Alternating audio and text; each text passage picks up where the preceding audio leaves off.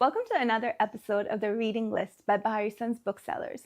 Our guest today is a special member of the Bahari Sons family. She's usually sitting behind the camera while we record, but today she's agreed to join me on screen.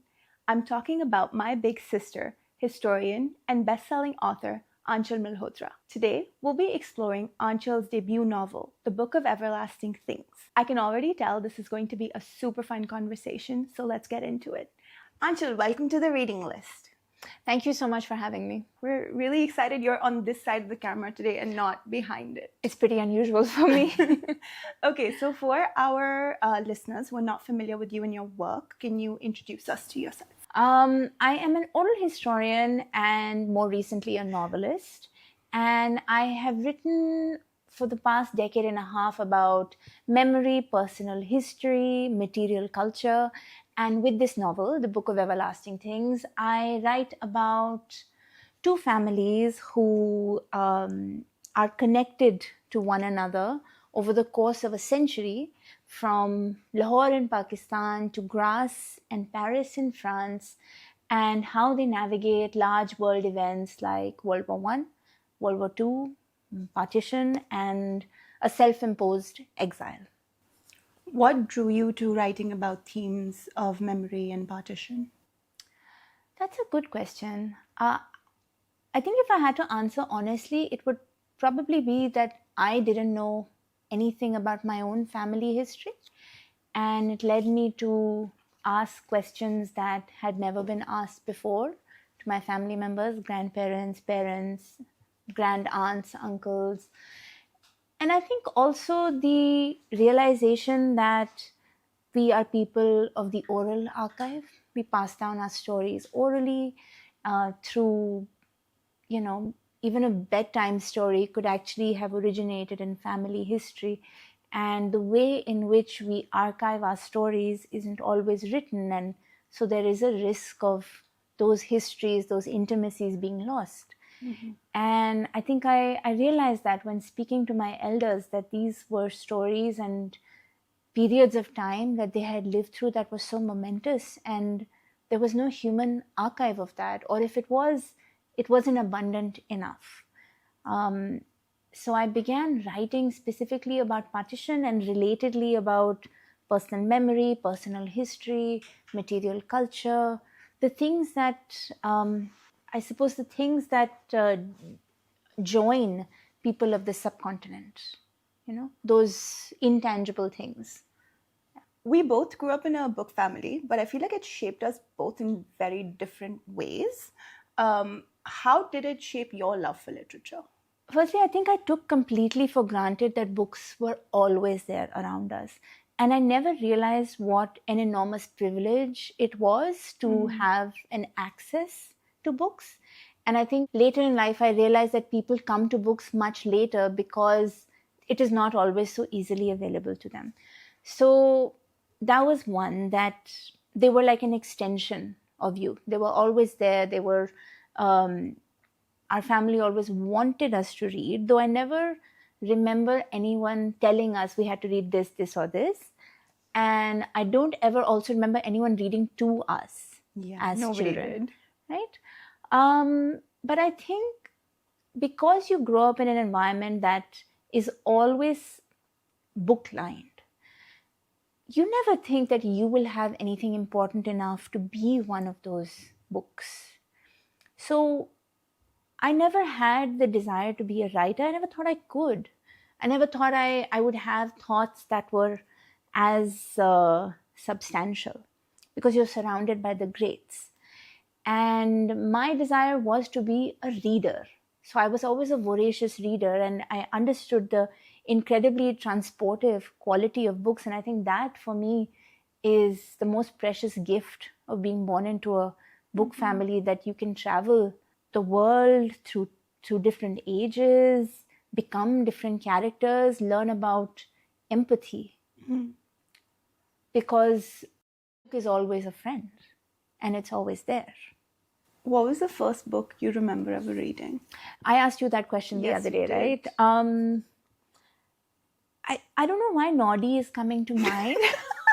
I wish it was something a bit better. Do you remember Naughty coming on TV? Yeah, of course. And you remember the soundtrack? Yeah, it's playing in my head right now. But like as a teenager, so okay, let's go before the teenager. I remember devouring all the Harry Potter books, the, famous 5 books. And then I remember being really obsessed with the Sweet Valley collection. You were. But again, I wish that I had more classic answers. I think I made my way to that classical stage. Yeah, but you did. I never did. Right. Yeah. I never did. Yeah. I think our reading tastes are very different. Very. Yeah. Yeah, I think when you were reading Sweet Valley, I was reading Mary Kate and Ashley. And I would read like same thing. One a night. Every night Yeah. before we went to bed, we would both be reading, and we would both like be reading our respective things. But I remember there always being either Mary Kate or Ashley or Sweet Valley at home. So if not a writer, if you thought you were not going to be on the shelves, what did you want to do when you grew up? I wanted to be an artist. And I think I successfully studied to become one. Do you remember when we were young, we had a fancy dress competition in school, and I dressed up as an artist, which meant I had a palette in my hand and I carried a painting and a long brush, and I had paint-covered jeans. And when you're like 6 years old, that's your interpretation of what an artist should look like. That's mom's interpretation of what I feel like it was mine also, though. And then I studied in university, I studied traditional printing, and I worked with the printing press and ink and paint and color and form and sculpture and all kinds of things. And, that's my only formal education. I have no education in writing or history. That's all self-taught. But I felt like I was really working towards being a master printer because that's what I had imagined since childhood. Yeah, the walls of our house are like plastered with your work. They're very nice. Don't worry about that. Everybody asks about them when they come home. It's either your photography or it's either your prints. And you brought all of your plates back. I think life in a studio is really different than life as a writer, because studio work is really sort of bodily work. And sometimes I really miss that, the act of creating something with your hands. And I've always tried to find a way to translate that creativity that comes so naturally in a studio space into my writing practice. That visual quality of work. That's why your writing invokes such strong, as you're writing, you're describing everything around whatever is happening. And I think it allows your reader to build that set in their mind or that world in their mind. I felt that when I was reading the novel, certainly. I think as a writer, you are the architect of your landscape.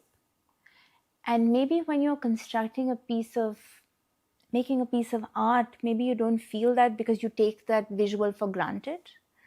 But because you have to write everything in a text, you think very much about what language can do for you and how it can enhance the movement of the mind, right? How can I get my reader to walk through something, through a text that's essentially static? Right? Did young Aanchal ever think she was going to spend so much time in archives and interviewing people? I don't think I ever had... No, I don't think I had that ability when I was young. These things, they come with time as well, and they come with necessity. So I started writing also because of necessity. Had it not been for that, I would have continued to be in a studio. But spending time with people, spending time in the archive, recording, listening to voices, all of it comes because there is a need to do something. And you can't ignore that need. When that need is too important, too significant, the idea behind it too big, much bigger than yourself, I think that's when you have to do it. And you can't not do it. The need that you're talking about right now is to record the history of the partition and the subcontinent. It started like that. When I started writing, it was the fact that this time period was it was sort of like unraveling from our grasp, because people who had survived this time were dying, and with them an entire world of memory would have died. So you are racing against time when you're recording things like this. But yeah, I think only when I was confronted with that subject matter did I realize that I have to do this. The Book of Everlasting Things is the first work of fiction that you've done. Why did you make the switch then from nonfiction? Partly, I think, because maybe all writers of nonfiction feel like this, that maybe I can write a novel, maybe there's a novel in me. But I think it was because I was recording so many different people that at some point you have a good grasp over the time period through a really nuanced lens.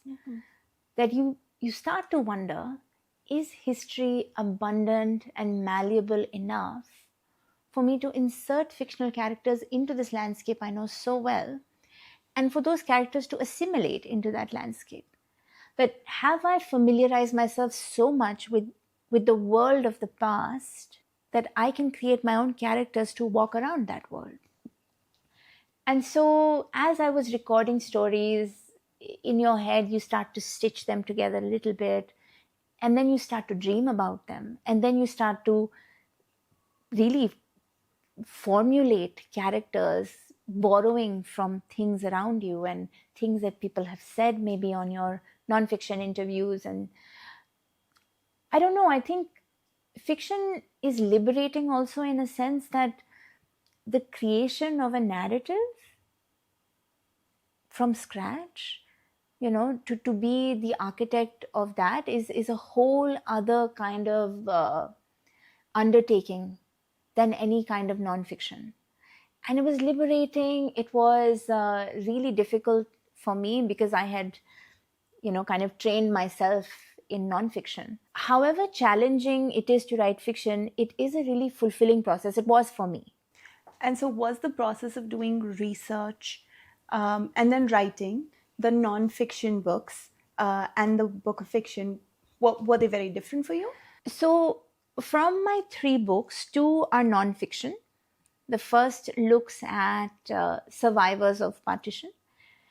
And I was thinking about this the other day, that you could essentially consider that book as biography of the many people I write about.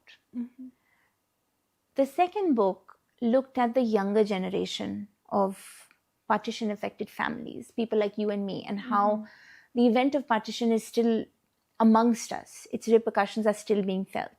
And because people were younger and they were of a closer age to me, and they felt things that were very modern and topical and still within grasp, it kind of felt like I was also writing my own story. I was a lot more involved in the dialogue. And so in some way, that book, when I read it, I think of it as a little bit of an autobiography, right? Because through these many people who are similar or different than me, I'm also trying to tell my story. And I see myself in their stories, and they see themselves in my story. But with fiction, which embodied all of these similar traits, it embodied grandparents, it embodied partition, the rupture of undivided India, the wars, all of it. I think the element that made it really different was the fact that I could play around with the story, that I had the power to move things around, which, when you're doing oral history or nonfiction, the ethical concern of the fact that the story must be told in a way that it is told to you is ever present. And so here, the sheer power that comes, like you have the power of your character, but what you don't realize actually is that the character also has power over you. So the research for the book, I feel like it was very similar, because I did go out and do interviews for really specific things like World War II, World War I, people who lived in the city of Lahore during the riots for partition, people whose ancestors went to fight in World War I. I did interview them. I looked at their things. So in that sense, the research the field research was similar, but the way it fit into the narrative was very different because I had the freedom of just playing around with things, Yeah, a novel is really a novel is a really interesting construction. And you don't really realize that until you're standing in it. For a minute there, I thought you were going to go full supervillain and say you can create an entire world, you control your characters' lives, you control the storyline. But you're right. but actually this is something that I didn't expect, right? Because when you are used to working with a genre like nonfiction, and more specifically like oral history, it's quite somber. Yes. Right? It's quite somber because of course you're listening to the interviews, but you're also realizing the repercussions of the things that you're listening to. And it's so time consuming to listen, to transcribe, then to put into a narrative form, keeping in mind the ethics and also the accuracy of information and where they deviate from that, where the secondary research needs to be done, all of that stuff, right? So in the sense, I had kind of put a formula together for myself for nonfiction writing.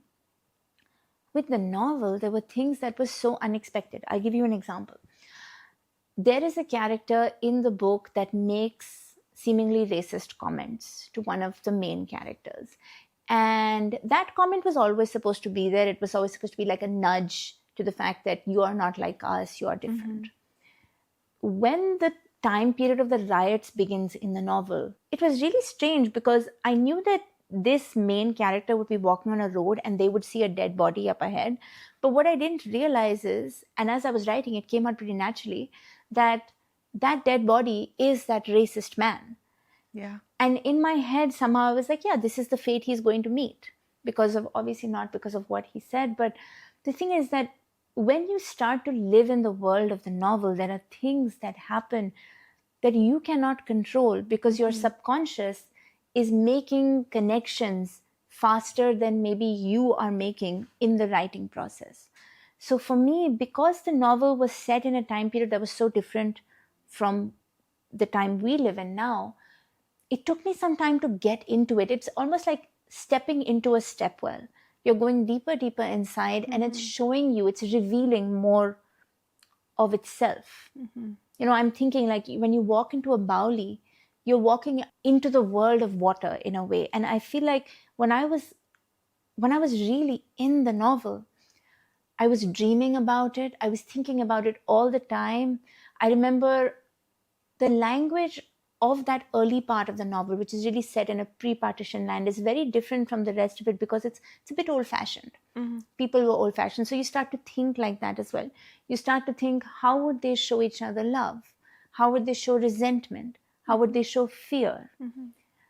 And then it was really difficult to get out of that world. And even now, sometimes I think I don't really reread my books a lot, especially if that, initial publicity period is over. But I think in rereading the book for this podcast, especially, what really moved me was how much I was still moved by that world and how real it still felt to me. Like, I know what the character is thinking because I've lived with that character for such a long time. And I think I didn't think I had this ability in me. So to find it, to hone it, to cherish it, to share it with the world, it teaches you a lot about yourself and the capabilities of the human mind and the human heart, I remember while you were doing your pre-research and then while you were writing, so your method of writing and research is very visual, right? So you plaster your walls with it, you plaster boards with it. I think that's something I picked up from the studio also. Yes, it is, because your first book was also like that. But then I remember visiting your studio in Montreal and it was exactly like that. And I was like, this is not, our walls are never going to be pristine. But I remember you did exactly that for this one also. And I would come into your office and be like, I don't understand any of this, but it's so interesting. So I'm just going to stand here and look at it for a little while and then leave, because you'd be like, I need to write. I'm like, okay, Yeah, bye. but I mean, you're in a different mindset, Yeah. right? Like, I feel sometimes, even on a sentence level, sometimes you dream a sentence or you think a sentence, and it just feels like it can open up so much in the manuscript, and you don't want to lose that energy, right? It's really it's very difficult to shut it on or off, and it's very easy to disrupt it, right? And I was very disruptive. I know that. But don't you remember? I put a sign on. I put a sign on my office that said, "Do not enter unless it's an actual emergency." And then I remember underlining it 50 times. You also wrote, "This means you, Yeah. Aashna." Yeah, I did. It's true. It's true. Because I think, the thought is so fragile sometimes. Yeah. Right? That until it's down on paper in the manner that you think it and you've imagined it, it doesn't feel real. So you have to get it down, the texture, the language, the nimbleness of every word and how it sits after another. I feel like this is what I learned in fiction, the joy of language, how to take joy in a sentence. For me, the overarching theme of the novel is important, but what is equally important is that you can really revel and take pleasure on a sentence level. That phrases evoke imagery, evoke movement. And I think this book still gives me that. It still gives me that joy, that pleasure. It still gives it to me too, because so the first time I read the book, The first time you read any of my books, you mean? Yes. For our listeners and viewers, I do not read Aanchal's work. And the reason I don't read it is because for me, it's not just Aanchal's family history and Aanchal's relations and everything. It's also mine, right? These are people I know, and it's my history too. But for me, it invokes a very real, very visceral emotional reaction in me. And I need to be in the right frame of mind for me to want to do that, right? Totally fair, though. Yeah, so the first time I read it for this podcast. Like, I know I was reading drafts of it while you were writing, but I never read the full ready book. I'm very glad that you were not here for that. You weren't in town. I remember I had just got my cast on, and I was like sitting in the living room for a straight week, just reading it. I was bawling at like no reason. Like, there is nothing that is happening in the story that is making you cry, but like for me, I'm crying, right? And this was, let's say, 2 months ago. Okay, now I opened the book again this morning just to make a note of all the characters' names, because I was like, I want to make sure that I get them right. I started crying again. I wasn't even reading. I was just like, oh, this person's, I need to find, I know at this point in the story, there's this new character's going to come in who's going to be important. I started crying again. But it's not just that I'm crying because it's something it's your work. You are my sister. This is also related to me and my family. But it's also because the story itself, right? It's been 2 months. So you do forget parts of the story. You remember the major themes of it. But then as you start flipping through again, you're like, oh shit, that also happened. And that also happened. And then this person said that thing. And then you're like, all of it's coming back. But that is the kind of good novel and good story that you want to remain with you, right? That even if one of your readers picks it up a year from now, 2 years, 3 years, 10 years, I know you talk a lot about the longevity of your work lasting and how your work will age. I personally think you have achieved that. I know I may be biased, I'm also your sister, but I think you have achieved that. I think you're right. I think about it a lot. Something should delight a reader as much on the first read as it should 5 or 10 years later. And for me, I think the marker of a good book that I have written is when I can read it many months or years later and still say, oh, that's interesting. Wow. I see a new perspective in that, or I see a new layer in that. Or I don't remember this character doing this. Wow. Okay. The story of the Book of Everlasting Things is set in Lahore, in Paris, in Grasse, in Delhi, a little bit in Bombay. These are all cities that had a lot of historical and cultural relevance in the 20th century. Why did you select this setting? Actually, that's such a good question. I don't know if anyone has actually asked me that. Primarily, it was to show that we, as people of undivided India, were part of major global events, like fighting in the First World War, for example. We went as far as Marseille and what is today Belgium and Mesopotamia and Hong Kong, and we fought for an empire that wasn't ours. And then we found ourselves across the world because of it. In one of the letters of one of the soldiers who fought in the war, he says that Indians are like grains of sand in this landscape of war. And when I read that, I really thought that, but why aren't we taught these things? Why aren't we taught that we were there too? And so by situating my protagonists in these major cities, yes, Lahore and Karachi and Bombay and Delhi are closer to home. But as far as little villages in France and Germany and, it felt necessary. It felt necessary to, I suppose, to show the reader that we had a role there as well. And I think the geography of different landscapes in different times is very different. So I had to do quite a bit of research also. Obviously, you can't go back into the past. What you can do is read through records. So Grasse, for example, you can be there and follow a trajectory of walking through this perfumistic town in France. But you may not get the feel of what it was like in 1914, 1915 until you read some of the things that are written about that. And I ended up reading, just as an example, I ended up reading this book about flower pickers. And they talked about lavender and they talked about jasmine. And you need that feeling, that texture, that same texture that the oral history interviews were giving me for places like Bombay and Delhi and Karachi and Lahore. I needed that same texture. But really the locations of the novel are to show that we were as much a part of world events, and we were there and we contributed, even though it wasn't our war and it wasn't our landscape to contribute to. I remember the first year that I moved to Canada for university, and it was Remembrance Day. And we were talking about the poppies. You're right. And you and I were talking about it, and because this is not something that we do here, correct.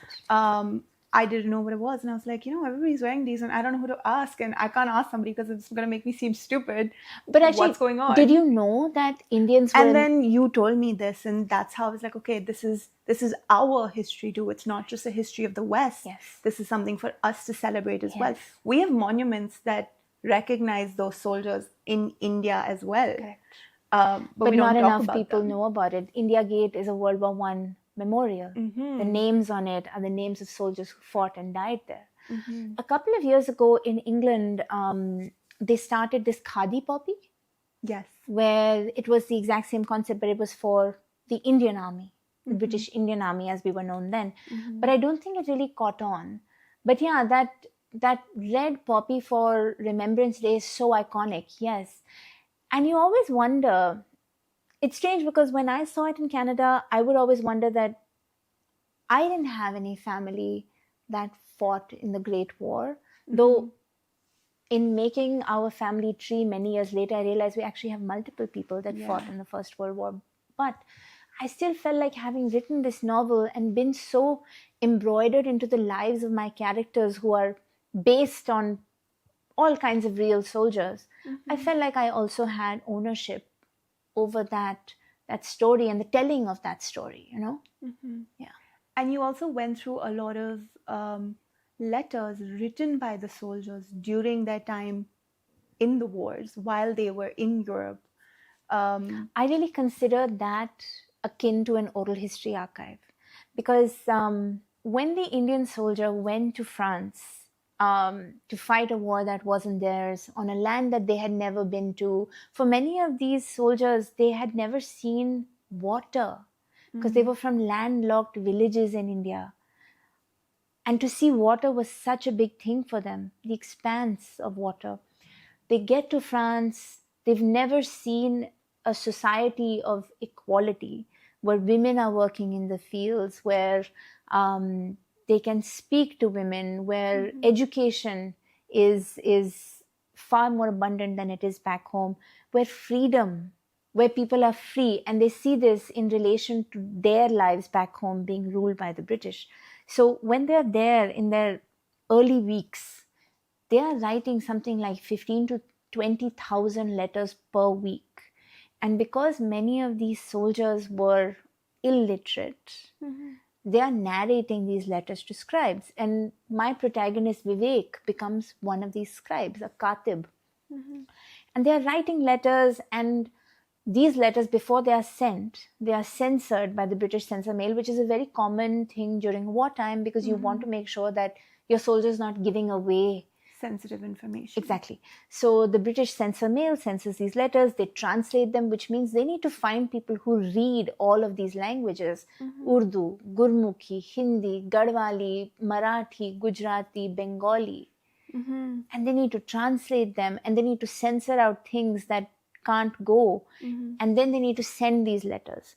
And we have this archive because of censorship. It's quite extraordinary, you know. But what are these soldiers writing about? They are writing, how can war ever be waged on a land so fine as France? They are writing, I hope you're taking care of my parrot. They are writing about disputes happening back in the village. People are writing to them saying this amount of land, that amount of land. So they are, you know, in the middle of disputes, but also in the middle of war. And then the war starts. And the shade of that letter becomes really different. We don't know how long this war will go on for. Will it go on for 3 weeks or 3 months? They write, this war is like Karbala. We don't know who is participating in this war. They tell us it's the German, but I've never seen a German before. So you realize that so many of these men, my protagonist Vivek included, went to fight in this great war, German di Ladai. It was called a German war. Because they wanted a sense of worldliness and adventure. And they actually had no idea what kind of warfare they were walking into, because in India, the warfare was very different. We had no trenches, we had no poison gas, we had no explosives in the same way. The First World War was the first time poison gas was used.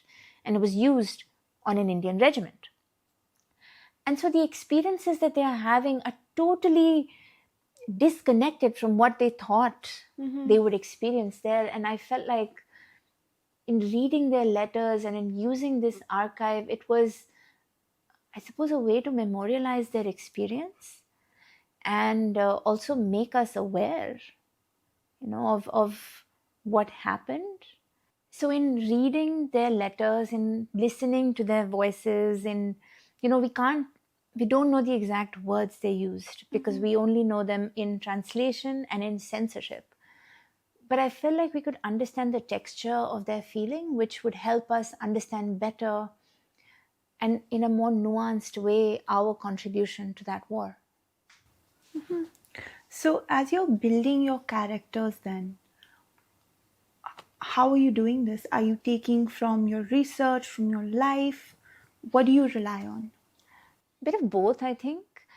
For the novel, some things come from the Partition research for nonfiction.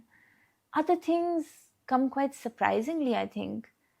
But no thing or no character comes fully formed to you, because the character has depth and the dimension needs time to grow. And the character becomes different as they get older. I think in this novel, there are two characters, Samir and Firdaus, whose lives are chart from birth to death. I did not realize how difficult that would be, because in all the momentous things you do in life, between all those other very mundane things you do, like washing dishes and going to work and taking a walk And those things are not as glamorous to write about, but are necessary because those are the things that make up a life. And so to write a life in its entirety is so challenging that you need sometimes to borrow from things. So I remember there's an older gentleman I know who is a Kashmiri artisan. He makes paper mache things, beautiful things, and I've known him for years. His demeanor towards me, towards his family, towards education, towards his craft moved me so much for so many years that I ended up naming one of the major characters after him and developing him after this gentleman that I knew. His name is Altaf Hussain Khan. Then some of the incidents that happened in our life, for example, after our grandfather died in 2016, I remember our grandmother for the first few days kept taking out 2 cups for tea. There were always 2 cups along with the thermos for tea. And she did this for weeks because that's a habit you've inculcated with somebody. And they were married for 60 years. So at the beginning of the novel, an elderly man loses his wife. And he continues to take out those cups of tea and the things he does for her every day, because that's a habit you need to remind yourself to let go of, because it doesn't come naturally. So things like that, I feel like if I ground some of the events in real life, they have that depth to it, they have that tenderness to it, and they also have a sense of feeling, my feeling. So yeah, I definitely do borrow from my everyday life. So I borrow, that means you have to be a good observer of things, you know. And you have to remember sometimes the specific words people use because they come from the specific experiences of their life. That's why your handy recorder comes in, because you always pull it out no matter where we are. You find something that is interesting. You're like, oh, wait. Yes, please continue. Yeah, and I think actually the one thing I have to say is that nobody who really knows me, like whether in my family or my friend circle or work colleagues, mind, because they are just so used to it. They are used to maybe finding some part of themselves tucked away in a book somewhere. Yeah, I think beyond the very weighty characteristics that you've spoken of, there's also like tiny things like when Somnath's friend comes to visit him and they're talking and he goes, Sab khairiyat hai. I read that and I was like, our grandmother used to talk like All that. the time. I've never heard anybody else use Yeah. that phrase, but our grandmother used to talk like that. Yeah. Or Vivek is obviously based a lot on Nana. Yeah, his physicality is based on our grandfather. Yeah, exactly. But also like you've also put characters of yourself, like characteristics of yourself in your characters, which I loved. Like little hidden Easter eggs that people are finding. I don't know if your readers have found all I of don't them. think. So sometimes they do. Like I remember there was a scene where Firdaus tore a green shawl. Yeah. And when you read that scene, you said, oh, that shawl sounded so beautiful. I can't believe she was so careless and tore it. Yeah. But then I posted a photograph online during the winter time wearing a green shawl, which I had modeled my fictional shawl after, because it was right in front of beautiful green with pink Sosni embroidery. And someone commented saying, is this the green shawl?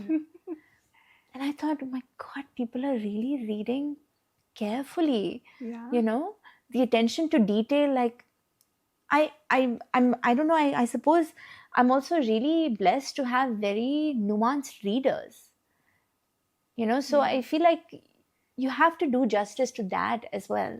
Yeah. You and Firdaus share a birthday? Yes, we do. You press leaves? Firdaus presses leaves? But I started doing that because of her. Really? I started pressing leaves and flowers because she did it, because I wanted my writing of that unusual hobby of hers to be accurate and precise. Oh, wow. Which is the same reason I tried to learn calligraphy, because she's the calligrapher. Yes. You know? Yeah.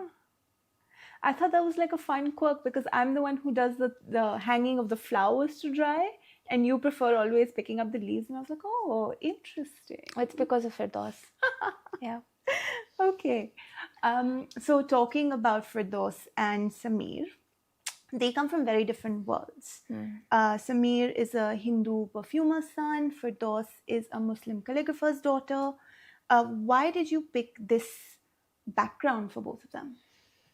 The religious background or the artistic backgrounds? Both. The religious background, I didn't think at all about it, to be honest. It felt really natural because all the stories I'd heard about Partition, there was an intermingling of people before it. There was friendship, there was love. I recorded so many stories of people saying they left their girlfriends or their betrothed or on the other side, and it just felt like I didn't really give it much thought. It wasn't like a rebellious act or something. It was just, it felt natural. Their artistic backgrounds were very carefully thought of because I wanted to pay homage to some of these traditional crafts.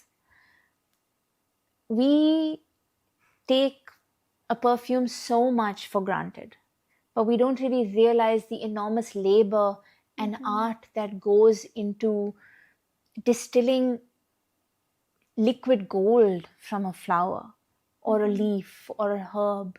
We don't think about that, but there is an entire industry of beauty that relies only on this. And it comes with its history, it comes with migration, it comes with localized farming, all of these things. And to be honest, why Samir became a perfumer is because our grandfather was an amateur perfumer.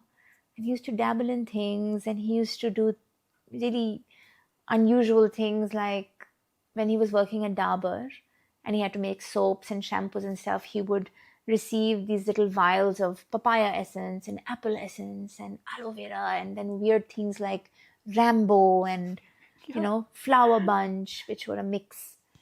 And he would use the things he needed to use in his products, and then the remaining he would put in the water of the cooler during the summer.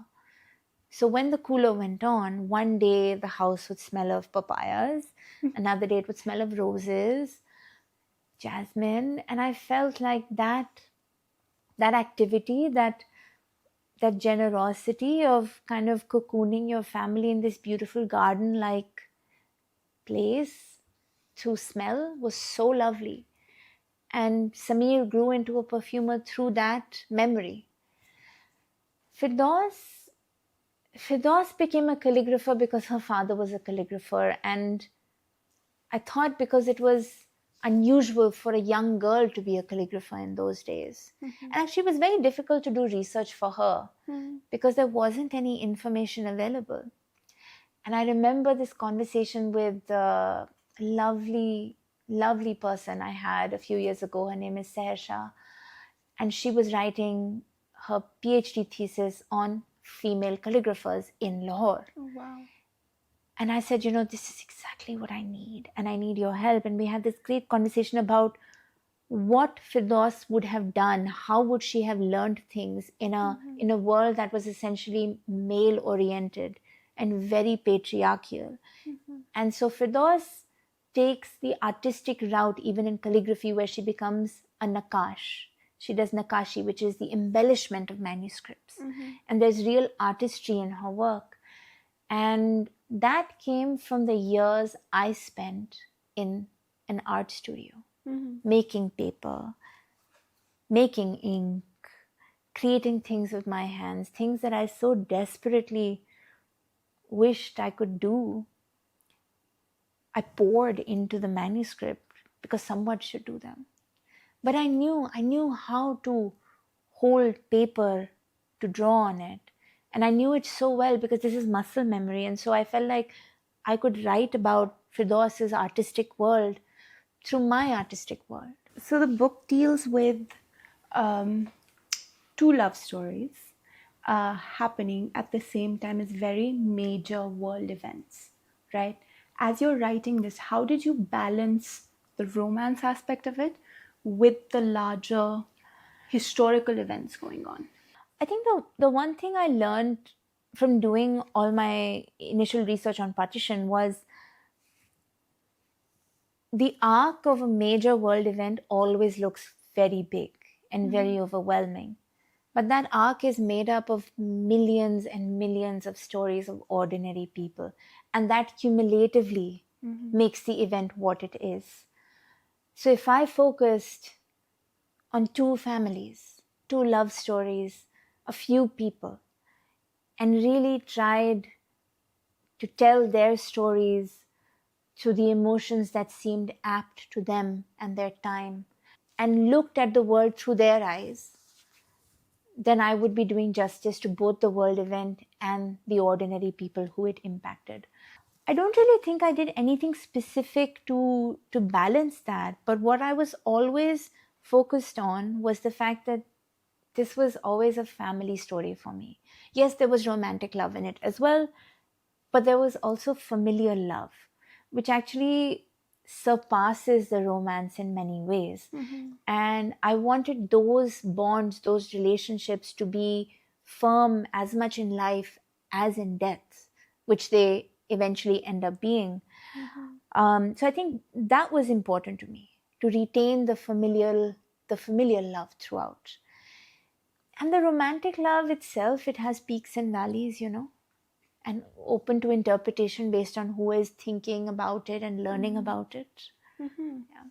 So, talking about familial love, your main character, Samir, a lot of his life is heavily impacted not by what's happening around him, but what happened to his uncle. In the past. Exactly. And he discovers these notebooks that his uncle had, that's a whole side of his uncle's life that was never shared with him, and he finds it after the uncle passes away.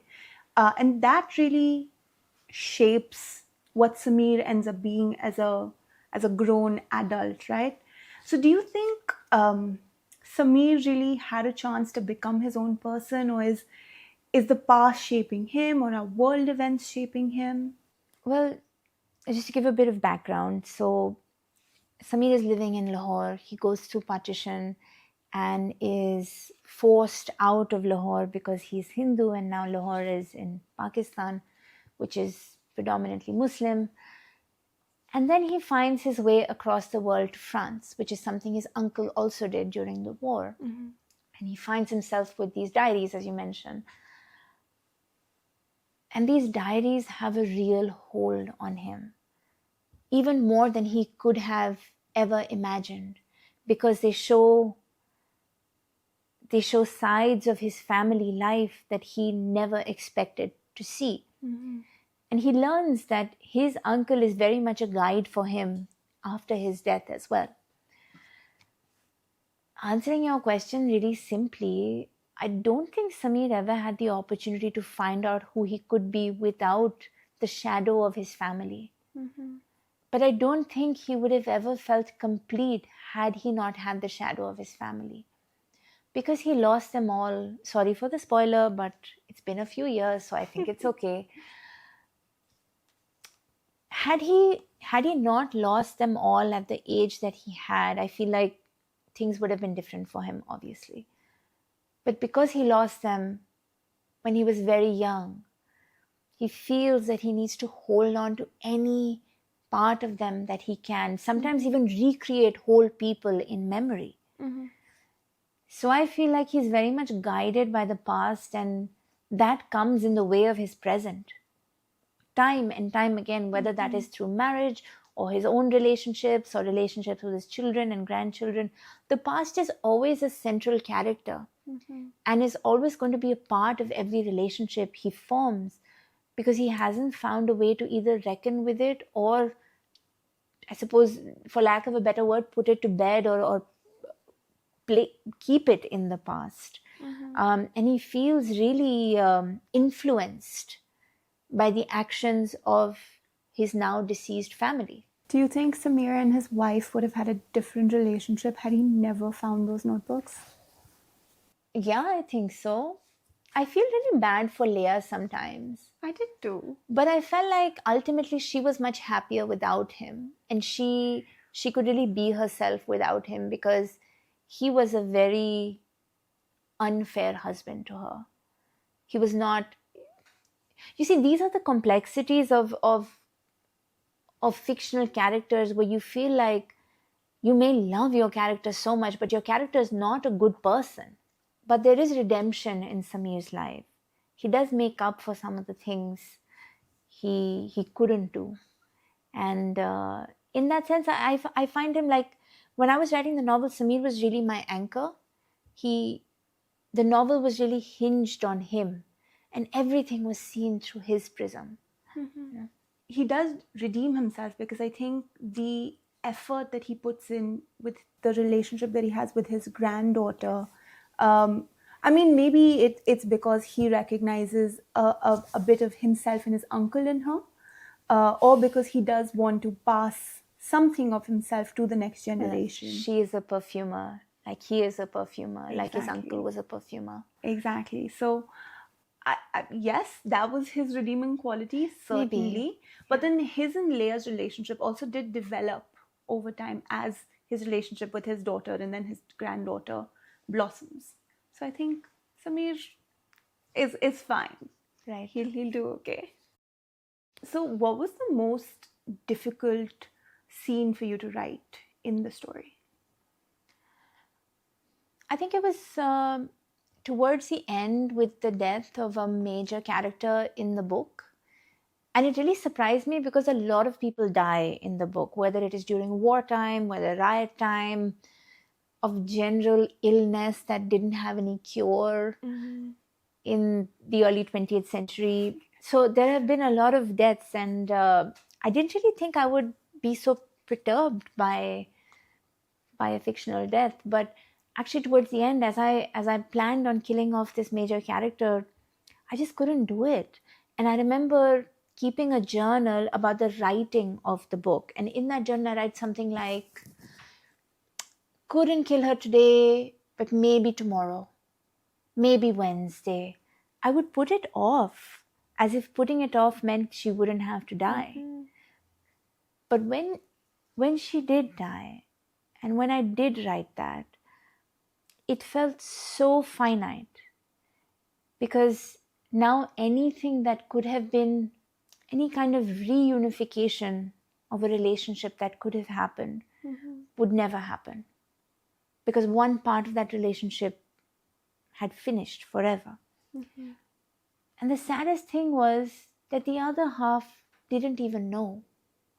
And it really broke my heart. And this is why I say sometimes that I'm surprised at how much fictional characters can embroider themselves into your life, because you end up taking care of their feelings in the same way that you would your real interviewees. You know, so for me there's no difference between that. But yeah, writing that death was very hard for me, and I had to think about not just how I would do it, but whether I was in the frame of mind to do it. The book is called The Book of Everlasting Things, but as I kept reading, I kept coming back to the question, what does everlasting refer to? Is it love? Is it memory? Is it family? Break it down for us, please. Actually, I have a section where I write about exactly this. Let's see. Okay, here. It's a small section. Shall I read it? So towards the end of the book, Sameer is in Paris. He lives with his granddaughter Anouk, and he welcomes a visitor into their lives, whose name is also Sameer. And these two Sameers are connected by a Firdaus. This young Sameer is actually Firdaus's grandson. And the older Sameer, the perfumer Sameer, notices that the young Sameer always walks around with a notebook. He's always writing something. And it makes sense, because young Sameer is a journalist. But he's wondering, what is he always writing?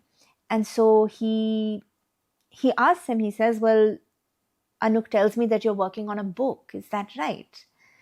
And young Samir says, well, I have some ideas. And he says, a book about what? What's the book about? And young Samir looks around the room at the perfumer's attentive gaze and at Anouk's supportive smile. And he says, actually, the book is about this, about the unspoken, intimate parts of family history, yours and mine. A book about Lahore, a book about Partition, about Nani Jan, and you. It's a book about love. And the perfumer says, love, what do you mean? And so young Samir says, love and other intangible things that are passed down from generation to generation, like memory or myths, things that are not eclipsed by life or death, everlasting things. So that's what it means to me, at least, that the things that continue generation after generation and don't lose any of their delight or magic or intensity, those are everlasting things. For our listeners, I would like to point out that the character of Samir is also based on the Dilli Wala. Right. Right? However, as you were reading this passage, it also... I don't know if he remembers this, though, because I didn't mention it to him.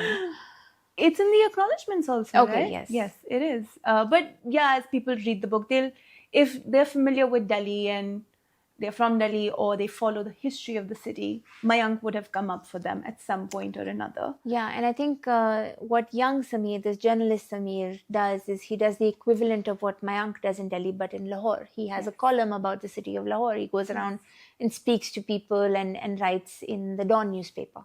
Yeah. So as you're reading that passage, it struck me that this passage also perfectly summarizes all the work that you have done so far, your non-fiction work and your fiction work, because all of it deals with intangible things that could be lost, but you are working to save them or save a piece of them, I guess. Well, I don't think about that every day. But also I want to say that the work of archiving an entire generation's history and memory is not the work of a singular individual, right? Yeah. So I have so many other colleagues that contribute to this endeavor, whether it's Anam Zakaria, Kavita Puri, Narayani Basu, Sam Dalrymple, Harleen Singh, 1947 Partition Archive, Partition Museum, all of these people together cumulatively, it is the work of many, But yeah, I think you sum it up. That's what we do, right? We're trying to hold on to the past so that the past can't be misused in the future. Mm-hmm. Would you ever revisit the story of Samir and Firdaus? Oh no, their story is complete. People always said, like many people have said to me that, because Anouk, Samir's granddaughter, and young Samir, they end up as the characters in the end. And many people have asked whether their story will continue. And I have no intention of writing their story. I feel like in another parallel universe, they have their own story going as friends or whatever. But for me, the Book of Everlasting Things is over. We're going to go into rapid fire round now. Oh. Are you ready? As ready as I will ever be. Are you sure? No, not when you say it like that. Okay. Which historical figure would you never want to be in a WhatsApp chat with? Christopher Columbus. I would not trust those directions.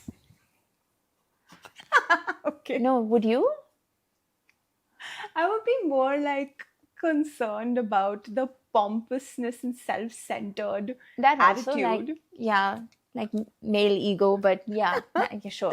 Okay, what's the most ridiculous or unexpected source of inspiration for your work?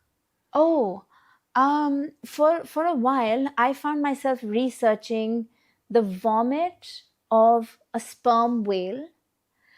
Yeah, I can see your face. It's just that when they regurgitate it out, it's this kind of becomes this stony, crumbly thing that is a really expensive ingredient called ambergris in perfumery. But yeah, so I really went down like a very dark tunnel, speaking to a lot of experts on ambergris and the sperm whale vomit. How do you even know when to go and where to go to collect that? People find it on the shores of like on beaches and stuff. Apparently in Australia it's pretty big. Yeah, and it's worth a lot of money. Yeah, right. Yeah. Okay. So I think that's probably one of the most bizarre things. But I think if I speak to a perfumer, it's not so bizarre to them because it's such a prized ingredient in perfumery. And Samir ends up using it in one of his compositions. That's why I was learning about it. Guys, whale vomit. Sperm whale vomit, specifically, I think. Okay. 3 words Samir would use to describe you as a writer. Obsessive. Maybe a bit cruel sometimes to him, but a realist. Obsessive, cruel, and real. I think Okay, so. okay. If your book had a scent, what would it smell like? I think the answer to that question will differ depending on who you ask. But for me, it will have to be the rose, the final perfume in the book that Samir makes at the end of his life is this really heady,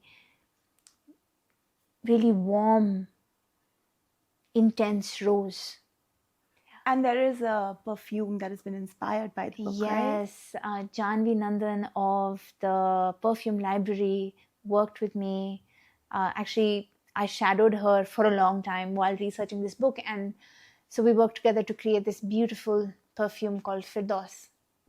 And it does smell beautiful, guys. She wears it very often, and I know exactly what perfume Aanchal is using as soon as it goes on because it fills the entire house with it.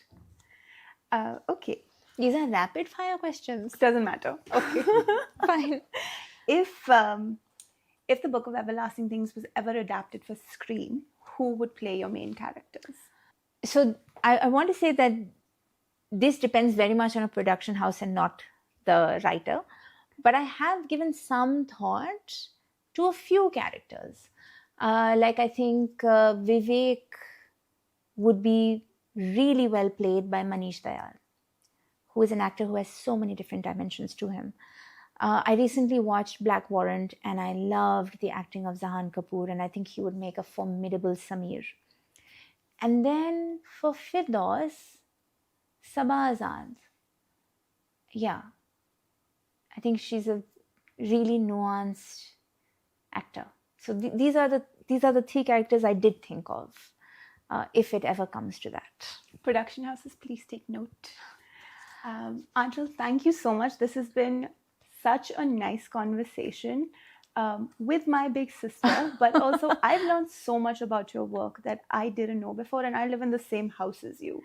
So thank you for your time. Thank you for having me. Thank you for reading the book. Finally. And coming up with interesting and unusual questions. Yeah. Amazing. You are most welcome. I can't wait for the next one. And I know your readers can't either. You and me both.